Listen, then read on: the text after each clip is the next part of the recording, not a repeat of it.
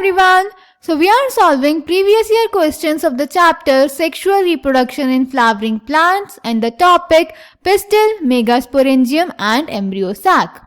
In today's session, we are going to solve a short answer type question of 3 marks which was asked in All India examination in the year 2019. So the question is, A part, draw a LS of pistils showing pollen tube entering into the embryo sac. Label the following. First, nucellus. Second, antipodals. Third, synergids. Fourth, micropyle.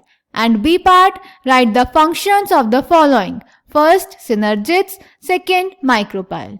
तो बेटा इस question में ए part में पहले तो हमें एक diagram बनाना है जिसमें हमें दिखाना है पोलन ट्यूब को एंटर करते हुए एम्ब्रियो साक में और उसमें न्यूसेलस, एंटीपोडल्स, सिनर्जिड्स और माइक्रोपाइल को लेबल करना है और बी पार्ट में हमें सिनर्जिड और माइक्रोपाइल का फंक्शन मेंशन करना है.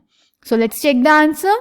तो बेटा A part, this is the diagram, this is the longitudinal section of a flower showing growth of pollen tube और pollen tube यहाँ से germinate करके grow कर रही है और फिर enter कर रही है embryo sac में. क्लियर? अगर हम लेबलिंग की बात करें तो ये पोर्शन हो जाता है बेटा न्यूसेलस, फिर उसके बाद ये ऊपर के 3 सेल्स हो जाते हैं एंटीपोडल्स, देन नीचे की तरफ ये 2 सेल्स होते हैं सिनर्जिड और इस एंड को हम बोलते हैं micropyle. Clear? Then B part, function of synergids. बेटा सिनर्जिड्स के पास एक सेलुलर थिकनिंग्स होती हैं जिन्हें हम फिलीफॉर्म अपैरेटस बोलते हैं जो पोलन ट्यूब की एंट्री को गाइड करती हैं सिनर्जिड के अंदर यानी अल्टीमेटली एम्ब्रियो सैक के अंदर. और जो सिनर्जिड्स होते हैं वो शॉक एब्जॉर्बर की तरह भी काम करते हैं.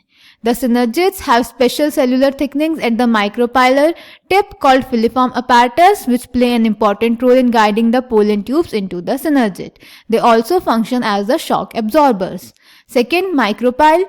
Micropyle बेटा हेल्प करता है पोलन ट्यूब को एंटर करने में ओव्यूल में. ऑल्सो माइक्रोपाइल ही बाद में वो पार्ट होता है जो सीड में ऑक्सीजन और वाटर की एंट्री में हेल्प करता है.